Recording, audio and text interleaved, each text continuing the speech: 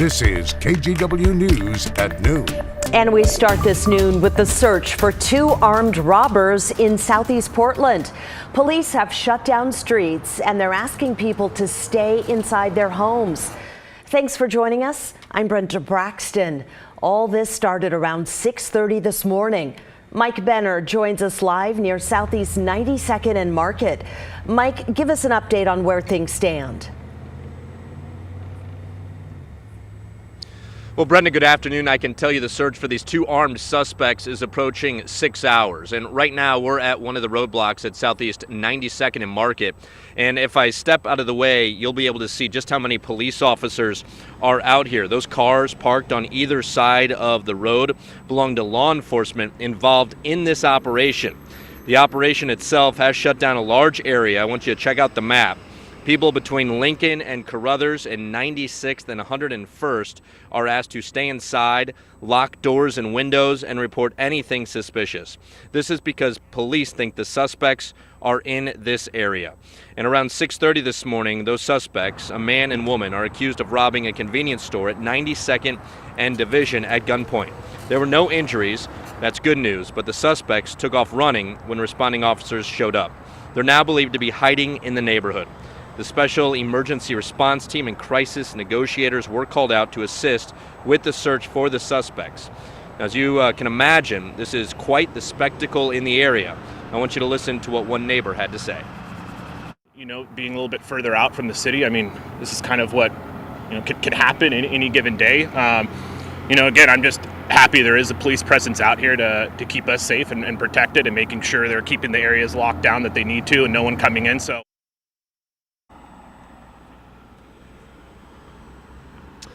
All right, as the Police Bureau spokesperson told us a short time ago, it has been a heavy lift for the Bureau's tactical teams. This is the second call out in 12 hours. You might recall that late last night they were in a neighborhood about 3 miles away looking for a man who was believed to be involved in a car theft and multiple carjackings. The good news, police located that man and arrested him, and they're hoping to do the same with the suspects here in southeast Portland. We'll, of course, stay on top of it and bring you any updates on air and online. For now, Brenda, I'll send it back to you. All right, Mike Benner reporting live. Thank you.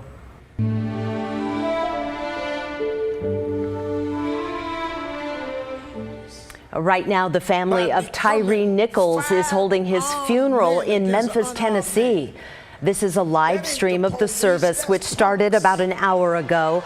The Reverend Al Sharpton delivering the eulogy today. Vice President Kamala Harris is also attending the service, and thousands are expected to pay their respects. Nichols, who was 29, was severely beaten by 5 police officers on January 7th. He died 3 days later.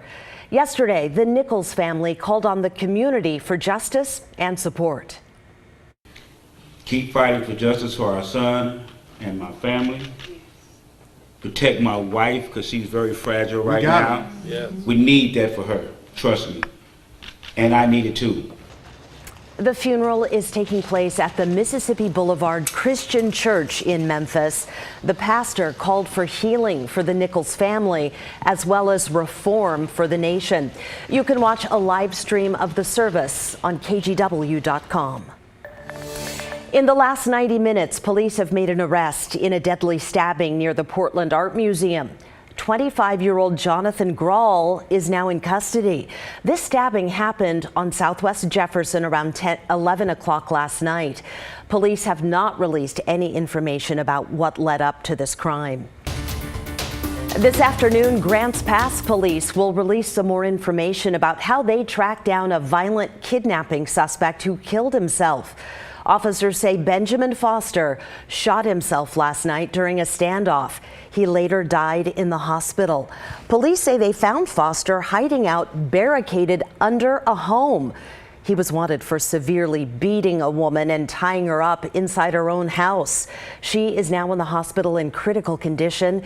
Investigators think Foster used dating apps to find his victim. Let's go to Salem now, where state lawmakers want to extend protections for renters in Oregon. This bill would give tenants facing eviction more time to come up with a plan. KGW's Alma McCarty brings us the details. At a Senate hearing in Salem this week, tenants from Portland to Kaiser to Corvallis and beyond spoke up about difficulties with rent increases in the current eviction system. Recently, my rent went up 12%, making it $300 additional every month. Latest notice I received was so convoluted that I was unable to parse out not only what it was about, but also what my next steps were. Evictions for non-payment are skyrocketing, and in order to stabilize communities, we must preserve housing stability and ensure that evictions are rare and fair. Those in favor of Senate Bill 799 said renters struggling to make ends meet need time to make a plan to find legal help and rental assistance. All this to avoid eviction and homelessness. The bill, in its current form, would lengthen the required notice period before landlords can evict for non-payment from 72 hours to 10 days. It would also allow non-payment eviction proceedings to be delayed for up to 60 days if a tenant has a pending application for rental assistance. With more time, such as an extended notice and safe harbor proposed by this bill, we could help many more people before they lose their homes. On the other hand, several landlords voiced opposition to this legislation. While some said they're in support of rental assistance and subsidized housing, they can't support this bill, which they believe puts more of a burden on the shoulders of property owners. It provides no assurance to renters or housing providers that the rent will be paid. The bill is just the latest in a cycle of well-intended but ineffective regulations that have disproportionate impacts on an industry that has done nothing wrong. It is not our goal as housing providers to displace residents from their homes. However, we cannot continue to be considered an untapped source of funding. This is, in my mind, an infected Band-Aid on a legislative issue. I think it's well-intended, but it misses the mark. That was Alma McCarty reporting. Here in Portland, union negotiators for 600 city workers told us here at KGW this morning the city was supposed to have what they call an adjusted contract offer for them, but they didn't have any details yet. If the two sides don't reach a deal, those workers say they will go on strike tomorrow. These are employees at PBOT, Parks and Rec, and the Bureau of Environmental Services. Contract talks have been going on now for 10 months. The latest sticking point, cost of living raises.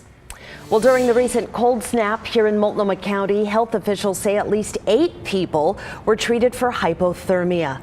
Warming shelters opened over the weekend, but they closed on Monday. Instead, the county said outreach workers handed out cold weather gear to people living on the streets. Well, today is the first day of a bit of a warm up. Rod, do you still think the temperature will hit 50? I still think we're at least going to get up to 47, 48, and we'll see if we can get a few more degrees. We are certainly getting the amount of sunshine today that I thought we would, much more so than yesterday when the clouds never really ever cleared out enough to see just a blue sky. And then we have dry conditions across the two state areas. Chinook Winds Casino Resort in Lincoln City, there will be absolutely 50-degree temps at the coast today for the first time in quite a while. 49, in fact, right now in Lincoln City. Sky conditions are about the same no matter where you go. There's some nice blue over the hill down at Stoller Family Vineyard. Just stayed our live camera in Dayton. Similar conditions out in Camas Meadows Golf Course. There is an east wind coming out of the gorge to about 15.